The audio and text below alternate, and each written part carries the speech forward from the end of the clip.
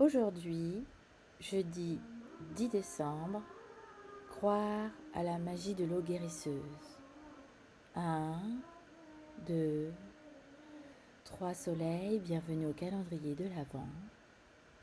1, 2, 3 soleils, c'est jeudi 10 décembre, bienvenue à l'hymne poésie de l'étincelle. Croire à la magie de l'eau guérisseuse. Deuxième élément aujourd'hui, l'eau. L'eau que l'on appelle en sanskrit jala. L'eau, c'est l'état liquide de la matière. L'eau représente la fluidité, mais aussi une idée de lâcher prise, une douceur, un nettoyage, mais également une immense force. Quand on est en excès avec cet élément de l'eau, généralement on fait de la rétention au niveau du ventre et de congestion. Dans le monde extérieur, l'eau, dans le monde du yoga, ça représente les lacs, les torrents, l'océan, une goutte de pluie. L'eau est indispensable à notre survie. On est une planète qui est recouverte à 70% d'eau. Ça représente 70% de notre poids et on est fait à 80% d'eau. C'est l'élément qui gouverne absolument tous les fluides de notre corps. L'eau est liée au plasma, à la lymphe, au liquide céphalorachidien qui baigne notre cerveau. L'élément eau domine au niveau du bassin, de notre deuxième cœur, nous les femmes, du bas du ventre, également de notre utérus. Et il est également lié au second chakra, le deuxième nœud énergétique de notre être, qui est le swadhisthana. Dans l'alimentation, petit clin d'œil de naturopathie, c'est tous les fruits juteux et puis tout ce qui est liquide évidemment.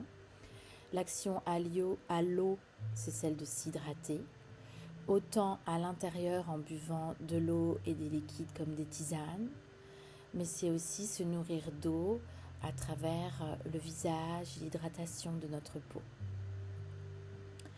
Alors une personne qui sera dominante eau sera plutôt, je dirais, en fluidité, en lâcher prise. Dans la pratique du yoga, si on veut travailler cet élément qui est l'eau, c'est évidemment travailler tout ce qui est fluidité. Alors on va faire beaucoup de yoga lunaire, des salutations à la lune. On peut intégrer la salutation à la lune également dans du yoga dynamique. Ce n'est pas incompatible. Il y a beaucoup de vinyasa en séance lunaire. Et puis dans le yin yoga, le yoga doux, ça va être beaucoup d'ouverture du bassin, de posture de diamant. Voilà, on va vraiment, véritablement ouvrir le bassin dans les postures de yoga. Alors les deux mots qu'on va essentiellement associer à l'eau, c'est évidemment fluidité et créativité. Puisque l'eau, pour exister, est créative. Vous imaginez une rivière au pied d'une montagne. Bien, l'eau y est fluide et créative. Elle va contourner absolument tous les obstacles. Elle va être mouvement. Et n'oublions jamais, nous, en plus les femmes particulièrement, nous sommes constamment en mouvement. Nous sommes liés à la lune, au cycle de 28 jours, avec nos cycles de lune, et qu'on ait un utérus ou pas, nous sommes constamment en mouvement liés à cette eau intérieure. Et nos corps qui sont donc composés à plus de 70% d'eau, c'est une tendance qu'on a souvent, évidemment, tendance à oublier. Et pourtant, c'est un élément essentiel dans toutes nos raideurs physiques et nos raideurs mentales. Il suffit de remettre de l'eau en mouvement pour débloquer souvent des nœuds énergétiques et des freins qu'on a à l'intérieur de nous. Petite parenthèse, mais la sonothérapie est essentielle et heureusement, je suis joie, c'est en train de se développer fortement en accompagnement médical, même dans le monde médical cartésien. On se rend compte évidemment que notre eau intérieure réagit à la sonothérapie. Quand on fait vibrer de l'eau qui est dans un bol tibétain, l'eau elle bouge, elle vibre. Eh bien, on est en train de prouver et d'aller dans ce monde scientifique qui nous aide, nous, dans le monde holistique, à faire comprendre que notre eau intérieure vibre. Quand on est un peu bloqué en raideur physique et mentale, comme je disais, eh bien, il suffit parfois de danser. Tout simplement, c'est aussi bête que ça, mais de danser, vous remettez votre eau intérieure en fluidité, en mouvement.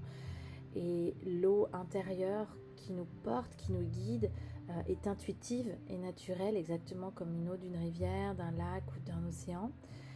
Et cette connexion à notre fluidité intuitive, naturelle est primordiale. L'eau purifie, l'eau nettoie, l'eau guérit, l'eau régénère. Quand on prend une douche, on se sent mieux. Un bain nous donne l'impression d'être bercé, d'être tenu. Quand on plonge dans l'océan, on a un sentiment de libération. Quand on plonge dans un lac de montagne, on se sent nourri. L'eau est libre. L'eau nous apporte une libération incroyable. Elle coule sans contrainte. Elle nous encourage à honorer cette partie de nous, à agir avec intégrité et respect. L'eau, je vous le disais, est reliée au deuxième chakra, le Swadhisthana, qui est juste en dessous du nombril. Et ce chakra représente les mots « je sens ». C'est celui aussi des unions sacrées qu'on tisse avec les éléments. Peu importe si c'est l'eau, mais c'est en tout cas un lien de tissage ici. C'est un dialogue permanent et on pourrait retenir que c'est le chakra de la fusion organique. Une pratique de yoga ou une pratique, je dirais, d'outils du mieux-être vont être liés à l'eau, va donner une touche de douceur, une touche de fluidité qui manque cruellement à notre vie. Donc on peut utiliser, comme le yoga, on peut utiliser de la sylvothérapie, mais en lien avec l'eau, qui est la thérapie par la nature et les arbres. Et dans ce cas, on se laisse porter par les vagues du mouvement, tout simplement, qui deviennent naturelles et instinctives. Je conseille aussi le yoga Space and Flow, qui est enseigné par Rafan Kebe, qui est un mélange, l'union, on va dire, de la danse, de mouvement dansé et du yoga. Et ça régénère absolument merveilleusement bien tous les mouvements qui peuvent être bloqués et qui permettent du coup d'assouplir des articulations, de gagner en fluidité du mouvement et de stimuler clairement sa créativité. Alors je veux faire un petit point avec l'eau en termes, je dirais, naturopathie, aromathérapie, qui m'est chère, vous l'aurez compris. L'eau, on peut déjà tout simplement la sentir, la ressentir sur sa peau. L'eau est l'essence de la vie. Elle est indispensable à l'homme pour sa survie et sur un plan symbolique. On la retrouve beaucoup dans la mythologie gréco-romaine, on la retrouve beaucoup dans l'hindouisme, dans les cultes mayas également, et puis dans la religion du christianisme. Enfin, en tout cas, l'eau est très présente dans tout cet univers spirituel des religions. Et à cet endroit-là, l'eau nous rappelle exactement comme dans le monde du yoga qu'elle est porteuse de mouvement et que les émotions qui s'y trouvent sont de l'énergie. C'est de l'énergie et c'est des émotions qui circulent en nous, exactement comme l'eau dans une rivière. L'eau est un outil de soin, du coup, qui est utilisé dans toutes ces religions, mais pas seulement. Elle est utilisée depuis des millénaires en outil de guérison. On peut simplement faire un petit clin d'œil aux termes gréco-romains, au traitement ayurvédique indien qui utilise beaucoup l'eau. Il y a le temazcal qui est la hutte de sudation des guérisseurs mexicains, évidemment les hammams ou les saunas, même avec les hammams et la vapeur d'eau, et après les saunas, comme on est en clin d'œil hougueux, eh bien quand les Scandinaves font des saunas, ils vont tout de suite se baigner ensuite dans des eaux fraîches. Donc vraiment l'eau, que ce soit dans l'univers des spas et des traitements par thalassothérapie dans notre univers aussi occidental et contemporain. En tout cas, l'eau offre en effet des perspectives de soins qui agissent sur tous les plans de l'être, autant mental, corporel et même de votre essence. Vous ne pourrez pas forcément me contredire en me disant que sans ce mot d'approche thérapeutique, on a toutes ressenti un jour, que ce soit enfant ou en femme adulte, un profond bien-être à la suite d'une baignade dans la mer ou dans une rivière, peut-être au contact d'une cascade ou peut-être après un bain chaud dans des sources chaudes dans les Pyrénées ou ailleurs, et peut-être même après une douche froide. On conseille beaucoup de douches froides là ces derniers temps par rapport à l'époque qu'on vit avec ce virus. Après ces moments-là, euh, même la glissade dans une neige poudreuse, en tout cas, tous ces moments-là liés à l'eau ont apporté un bien-être conséquent. Je voudrais faire une petite aparté sur les qualités, je dirais, sensorielles et nutritives et thérapeutiques également de l'eau quand elle est froide et quand elle est chaude.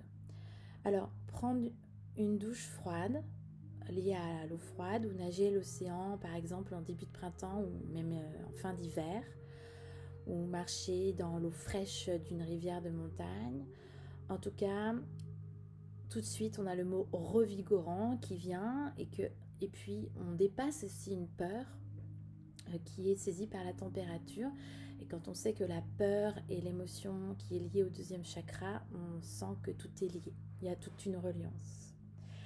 Alors, comment agit l'eau froide sur notre organisme? Eh bien, tout simplement par le principe qu'on appelle homéostasie, parce que le corps réagit à la différence de température en déclenchant un mécanisme qu'on appelle thermogénèse, et ça lui permet de retrouver sa température initiale pour éviter ainsi l'hypothermie et se mettre en danger. La douche froide, par exemple, à la maison, si vous en pratiquez de temps en temps, peut-être pas tous les jours, ou un petit jet d'eau froide à la fin de votre douche du matin, eh bien, ça entraîne l'augmentation de la production de ce qu'on appelle norépinéphrine. Je l'ai noté, donc je le lis pour pas faire d'erreur. Norépinéphrine, c'est un neurotransmetteur en fait qui est géré par le système nerveux sympathique et qui a de multiples bienfaits. C'est pas un leurre quand on vous dit vas-y, finis par un jet d'eau froide ou prends une douche froide, parce que son premier rôle, c'est la vasoconstriction. C'est-à-dire que l'eau froide resserre les vaisseaux sanguins des extrémités du corps et qui permet de rediriger le sang vers l'intérieur pour protéger les organes nobles. Et cette vasoconstriction, ça renforce tout le système cardiovasculaire. La norépinéphrine augmente l'énergie, l'attention, la vigilance et, incroyable, stabilise l'humeur. Elle a des effets totalement positifs sur la gestion de la douleur, de l'inflammation et du métabolisme.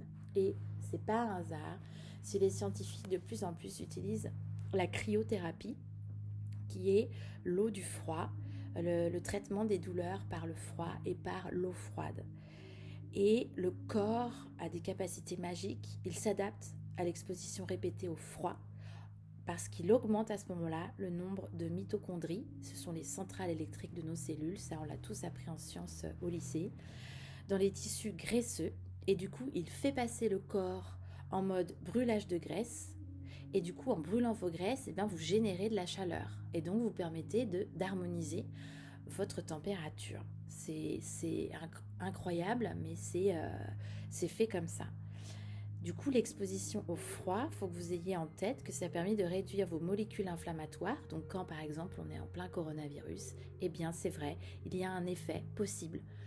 C'est pas prouvé à 100%, mais il y a un effet possible. Et ça vaut pour toutes les grippes en fait.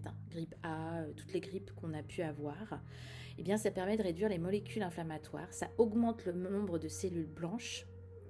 Et ça permet du coup de réguler le système immunitaire et l'inflammation. Il y a donc un effet d'auto-guérison fort et uniquement grâce à l'eau froide. Pas avec un médicament, pas avec un vaccin, juste avec l'eau froide. Donc c'est vrai qu'en ce moment, on voit un peu partout dans la médecine holistique les conseils de prendre une douche froide tous les jours ou se rincer à l'eau froide qui permettrait d'avoir un remède par rapport à ce qu'on vit de manière naturelle. La douche froide, en effet, a un effet antioxydant, détoxifiant puissant, parce que ça permet la production du roi des antioxydants qu'on appelle le glutathion. et qui agit directement sur l'inflammation et sur la régénération de la muqueuse intestinale. Donc en plus, si on a chopé un virus, même une gastro ou quoi, ça permet de plus vite guérir. Alors, un petit conseil dans le quotidien de vie, parce que moi j'aime bien les actes pratiques, j'aime bien quand on me dit oui ok ça c'est bien, mais comment on fait? Alors, afin d'en bénéficier je dirais d'un effet positif, le corps il doit être chaud. C'est donc préférable d'éviter de mettre dans l'eau froide un corps qui est froid. Par exemple, vous avez grave froid, vous venez de dehors, il fait froid, aller prendre une douche froide, c'est pas cohérent. C'est pas dans la justesse. L'eau froide, elle peut être déconseillée aux personnes, par exemple, extrêmement frileuses ou qui sont dévitalisées. Elles ont un effet, par exemple, elles ont une très basse tension, du coup, elles ont froid parce que le corps va aller piocher dans les réserves. Donc, c'est pas conseillé. Pour que le corps puisse réagir en médecin intérieur, l'énergie initiale, elle doit être suffisante. Ça veut dire qu'on a une bonne tension, on est en bonne forme. Faute de quoi, la vitalité, si on prend tout de suite une douche froide à ce moment-là, ce sera amoindri. Alors du coup, l'idée c'est de prendre une douche bien chaude avant, tout simplement, ou d'être dans une pièce hyper chaude. On commence par un jet d'eau froide réglé à 10-15 degrés. Si vous avez un thermostat sur votre douche, c'est parfait. Et puis on diminue progressivement la température de l'eau. On passe pas d'un coup à une eau à 3 degrés. Donc on est à 10-15, on baisse tranquillement la température, on s'habitue, on part des chevilles, évidemment les chevilles, c'est important, et on remonte vers le cœur. On ne part jamais du cœur pour avoir un choc au niveau du cœur, pour arriver aux chevilles. On part du bas, de l'ancrage, de la connexion à la terre. La durée maximale d'une douche froide, moi je dis toujours 3 minutes. Mais on y va progressivement, on ne fait pas tout de suite, si on n'a pas l'habitude de pratiquer cette douche froide thérapie, j'ai envie de dire, on ne fait pas les 3 minutes d'un coup, on y va vraiment progressivement sur plusieurs jours, plusieurs semaines. Alors, ne vous séchez pas pour laisser le corps se réveiller par lui-même. C'est chouette quand on sort de la douche froide de respirer un petit peu dans les zones du corps qui ont besoin d'être régénérées. Et puis après, on se sèche. Et ce qui est génial sur une douche froide, c'est de redécouvrir cette eau qui est sur notre corps. Soit on s'enveloppe dans la serviette et on sèche naturellement avec les pressions de la serviette. C'est-à-dire qu'on ne se frotte pas. Soit on pose la serviette et on laisse absorber la serviette des gouttes d'eau froide. Alors l'idée génialissime juste après, c'est de boire une boisson à base de cannelle, gingembre et clous de girofle pour se réchauffer. Et on peut se badigeonner d'huile essentielle avec de l'huile de rose végétale ou huile de végétale de noisette avec 3 gouttes d'huile essentielle de cannelle, de gingembre. Alors ça, vous allez vous réchauffer, c'est un truc incroyable en termes de massage et vous allez vite vous réchauffer et là, votre corps, il adore. Alors, au bord de la mer également et en montagne, petit clin d'œil. Évidemment, les bienfaits décrits pendant la douche froide sont couplés au bord de la mer par l'exposition aux différents minéraux de l'eau de mer, qui est l'iode bien évidemment, qui est naturelle, présente dans la mer, régulatrice de la glande thyroïde et donc une merveille également de soins pour tout ce qui est inflammation et réaction inflammatoire. Alors en montagne, si les baignades se font dans un torrent ou une cascade de montagne, les effets vont se cumuler à la présence des ions négatifs dans l'air. Il y en a énormément en montagne, c'est pour ça qu'on se sent régénéré à chaque fois qu'on va en montagne. C'est qu'il y a énormément d'ions négatifs à cet endroit-là. Il y a de multiples minéraux évidemment dans l'eau de montagne. Et quand elles sont en contact avec l'eau, évidemment, l'eau étant conductrice d'électricité, le potentiel électrique est décuplé en eau de montagne et en eau de rivière de montagne. Petit clin d'œil maintenant avec l'eau chaude. Alors, il y a, et ça c'est un bonheur sans nom, si vous n'avez jamais vécu, allez-y, faites-le, faites-vous ce plaisir en 2021. Il y a des eaux qui sont naturellement chauffées par la terre et ça c'est la géothermie. Les eaux chaudes s'écoulent soit à flanc de montagne, c'est souvent dans des régions volcaniques évidemment, qui sont en contact avec une roche qui est à très haute température et qui du coup chauffe l'eau. Ces eaux sont très riches en minéraux, en oligo-éléments, notamment en soufre. C'est un minéral qui a des vertus anti-inflammatoires extrêmement puissantes, qui constituent d'ailleurs de nombreux soins dans l'Antiquité gréco-romaine. Alors évidemment, on n'a pas tous accès aux sources chaudes sous la main, hein. On peut vivre en plein Paris ou à Toulouse ou Bordeaux et on n'a pas forcément les sources chaudes juste à côté de chez nous. La solution évidemment, c'est de se donner un bain. Alors on n'a pas tous non plus une baignoire. Si on a un lieu un jour où on trouve une baignoire, et bien là on se fait plaisir et on crée un bain salvateur. Si on est en plein appart dans une grosse ville, et bien les bains de pieds sont génialissime pour ça. On peut s'offrir une petite bassine. Alors évidemment, dans mon côté zéro déchet, zéro plastique, n'achetez pas une bassine en plastique exprès. Si vraiment vous avez envie de tenter vos bains de pieds, achetez-vous, faites-vous plaisir et achetez-vous un petit bac, vous savez, en bois, les petits bacs de sauna, parce que l'eau en plus aura des vertus canalisées avec le bois. Donc ça c'est chouette. Ou tout simplement une bassine en zinc, vous savez, qu'on achète aussi pour mettre nos plantes. Et éviter le plastique qui ne conduit pas des bonnes ondes. Alors, comment agit l'eau chaude? Je vous ai fait l'eau froide, là, comment agit l'eau chaude? Alors, à l'inverse de l'eau froide, l'eau chaude qui est supérieure donc à 37 degrés, elle est vasodilatatrice, c'est-à-dire qu'elle dilate vos vaisseaux sanguins des extrémités du corps. Au lieu que l'eau froide, elle va les contracter. Là, ça les dilate et ça va rediriger le sang vers l'extérieur, transporter les déchets vers les portes de sortie. Donc un bain, c'est pour ça qu'on se sent vidé et nettoyé, parce qu'une eau chaude, ça permet de purifier, ça a des effets purifiants. En augmentant la température corporelle, ça entraîne l'activation des glandes sodoripares et sébacées. Donc la sudation, l'élimination des toxines, c'est là que ça se produit. Donc dans le hammam qui est chaud, là c'est une merveille d'élimination des toxines, pareil dans le sauna à petite dose. L'organisme s'allège à ce moment-là, les organes digestifs retrouvent un peu de légèreté et ces bienfaits sont évidemment ressentis dans le système nerveux grâce à l'activation du système parasympathique. L'eau chaude est clairement propice au mode de récupération, notamment après de longues séances de sport ou une journée entière de ski. Eh bien, ça détend les muscles, ça apaise les spasmes musculaires, même les douleurs ressenties dans le ventre quand on a nos lunes, nos règles et qu'elles sont très douloureuses.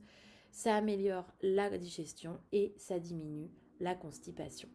Alors, mode d'emploi de l'eau chaude, en gros pour une action détoxifiante. Si on veut enlever nos toxines, si on veut alléger nos organes digestifs en transpirant, eh bien vous faites tranquillement monter la température du bain. C'est-à-dire que vous commencez par une eau tiède du bain.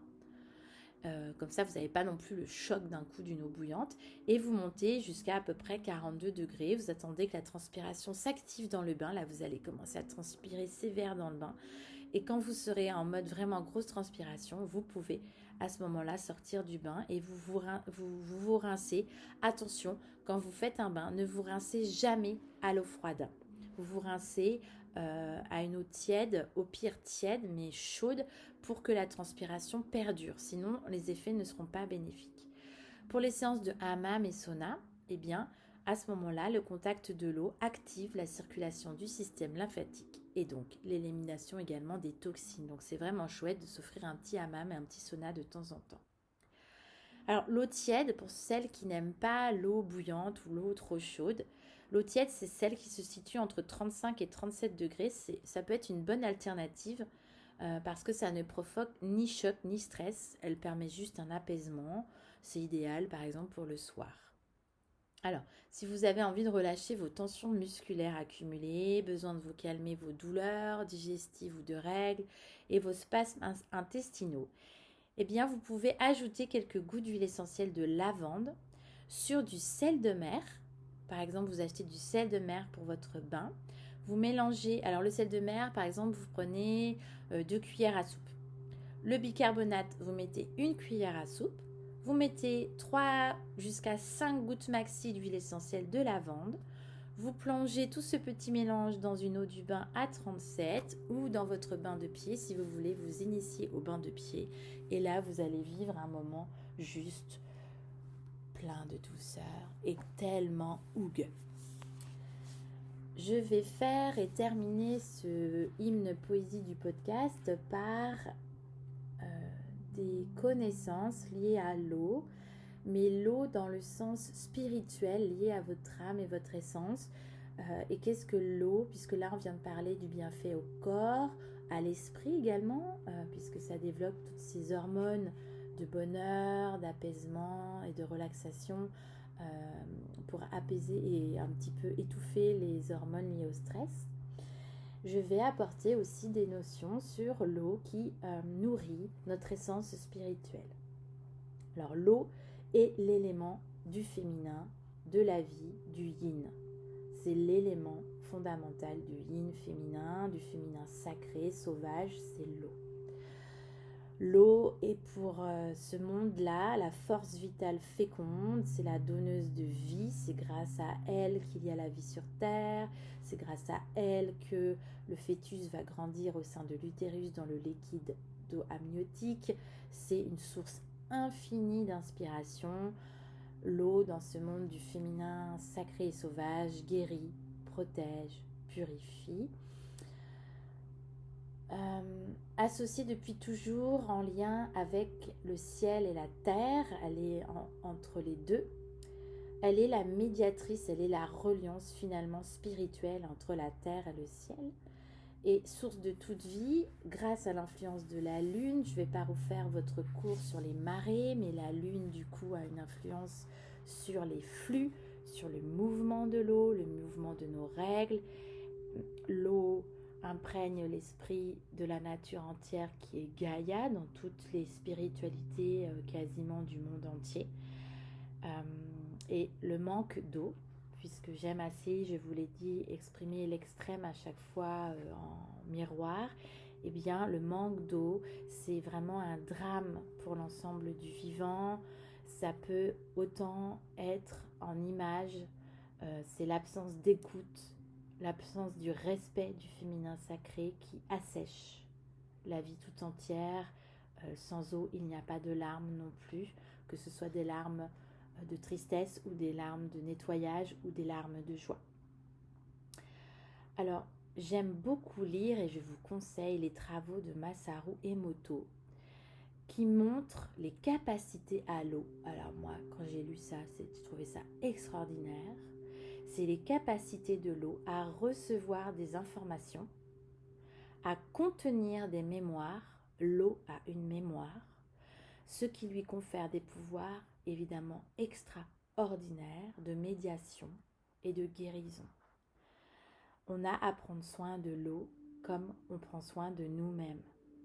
On peut travailler du coup avec l'eau dans de nombreux soins. Il y a aussi des soins sur lesquels je suis en train et je commence tout juste à être formée, c'est-à-dire que je suis dans l'eau et je vous soutiens, vous êtes un petit peu comme en lévitation dans l'eau, comme en planche, vous savez, dans l'eau. Je vous soutiens, mais juste je vous effleure et je vous promène dans l'eau et je vous fais vivre différentes postures, comme des postures de yoga dans l'eau. Et on utilise également la sonothérapie ici et ça vous fait revivre beaucoup de mémoire. C'est vraiment la source vive, je dirais, du féminin. L'eau, c'est une porte qui ouvre vers l'imaginaire, vers les profondeurs de l'inconscient. C'est le véritable principe du yin qui nous invite à clairement suivre ce mystère indicible de notre féminité, parfois invisible et souterraine, exactement comme l'eau qui peut être souterraine à la croûte terrestre de la Terre ou dans les grottes, etc. J'ai envie de vous inviter à vous dire, chère étincelle féminine, d'être l'eau, fluide et créative, réceptive et sage comme l'eau, de contourner comme elle les obstacles qui arrivent dans notre vie, qui respectent pas généralement nos rythmes, nous imposent un rythme houleux, parfois rapide, parfois tranquille. Alors voilà, on est tout le temps dans un état d'être différent. Et n'oubliez pas que longtemps, les femmes dans toutes les cultures du monde entier ont été les gardiennes de l'eau. du féminin source, cette énergie pure qui sont au fond des terres intérieures. Souvent, c'est les femmes qui allaient chercher l'eau et pas les hommes. C'était doté et donné en forme de don de l'univers, que c'était les femmes qui étaient chargées d'aller chercher l'eau parce qu'elles sentaient elles-mêmes au flux de l'eau, elles savaient où étaient les sources. Souvent, en accompagnement holistique, on essaye d'accompagner les femmes en leur disant que nous sommes la vague, nous sommes l'océan, nous sommes le flux, le reflux, la goutte d'eau. Entre le haut et le bas, on est toujours de toute façon en mutation et en mouvement.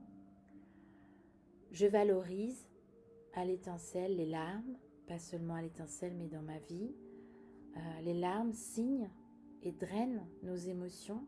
Ça traduit notre vulnérabilité, parfois notre force. C'est une expression de l'essence féminine. Un homme qui pleure permet de oser montrer sa vulnérabilité et son essence féminine. Il est important, si on est accompagnatrice de la vie de garçons, je suis maman de 2 jeunes garçons, de leur montrer cette essence des larmes et ce pouvoir. Il ne faut jamais retenir ces larmes parce que souvent on dit que ça lave le monde. Ça lave notre monde intérieur, notre terre intérieure et ça lave notre entourage pour aussi montrer parfois avec les larmes, les mots on les a pas et les larmes peuvent nous aider à avancer. C'est une facette également que je souhaite que vous n'oubliez pas, ces fameuses eaux mortes. Vous savez, on emploie souvent cette expression eau morte et stagnante des marécages sombres. Et souvent, on les associe à la mort, à une facette du féminin très ombre. Et pourtant, c'est important de prendre en compte ces eaux également, de ces marécages noirs, parce qu'elles symbolisent la fin d'un cycle. Et on a besoin de fin de cycle pour aussi se purifier, pour laver, désintégrer, abandonner, ne plus être attaché. Du Gange, je dirais, au Jourdain, de toutes les grandes rivières et fleuves du monde, les humains ont tous, peu importe leur religion, pratiqué des rites de purification liés à l'eau, de protection également, de rituels de passage, de rituels de renaissance. Et donc il y a de très nombreux rituels de purification, je dirais de gardienne de l'eau, de purification, oui, de l'eau avec différentes étapes de niveau vibratoire avec l'eau. Alors, je vais terminer ce podcast et cette hymne poésie avec une petite touche un peu bizarre. J'aime bien le bizarre. Et si ça vous donne envie d'essayer, eh bien, je vous conseille de le faire. J'ai parlé tout à l'heure de l'eau qui se trouvait dans un bol tibétain. Alors peut-être que vous en avez un à la maison et peut-être que vous n'avez jamais essayé de vivre ça. Eh bien, pourquoi pas, c'est le moment de comprendre cette vibration, cette eau vibrée et de comprendre qu'est-ce que ça peut changer en vous, de faire vibrer votre eau intérieure et de ressentir les vibrations guérisseuses de l'eau. Essayez de mettre de l'eau dans ce bol tibétain si vous en avez un. Essayez de faire vibrer ce bol en faisant bouger le maillet et de voir ce qui se passe dans l'eau. On peut également, avec un bol d'eau entre les mains, on peut chanter, on peut dire des paroles à cette eau pour la dynamiser avant de la boire, parce que l'eau est capable de recevoir des informations et l'eau est capable de se dynamiser et donc d'apporter des vertus à une eau qui est vibrée. Elle vous amène des vertus à vous qui allez la boire. Il y a plein de petits tests comme ça généralement qu'on fait avec des enfants sur le riz par exemple, où on dit des choses méchantes à du riz et puis des choses belles à un autre riz et puis le riz va changer de couleur. Et bien l'eau qui vibre, elle est en vibration également avec des mots de compassion, d'amour et qui permet d'élever son taux vibratoire. Quand on est au bord d'une rivière, souvent il y a des films, des livres où on voit des gens chanter dans la rivière, jouer d'un instrument, avoir des moments de purification d'eau, et ben on sent des ondes positives, on sent les ions négatifs qui s'échappent de cette situation, et on peut totalement comprendre que en élevant notre vibration énergétique au contact de l'eau, eh bien ça peut tout simplement nous amener des jolies choses, des jolies énergies qui permettent d'être guérisseuses. Je vais terminer ce podcast par un poème qui est lié à l'eau, et je vais vous laisser voyager à travers les ateliers du Yoga Art d'aujourd'hui pour croire à la magie de l'eau guérisseuse. Eau, miroir de mon âme féminine, élément de la vie aux profondeurs abyssales, je mesure la distance vers l'autre monde, où la barque du soleil un beau jour fera voyager mon corps entre les deux rives. Matière de transparence vitale, désaltère mon esprit voyageur de conscience claire dans la trame de tes courants joyeux. J'écoute les mots de ta mémoire, accrochés au fil de cette profonde rivière qui coule en moi en chantant tes vertus. À ta source, je viens me purifier, me soigner, me fondre, devenir toi, sans forme et sans projet. Bénis-moi, aime-moi, substance d'immortalité, afin que toujours se transmette le féminin sacré, le sauvage, être moi.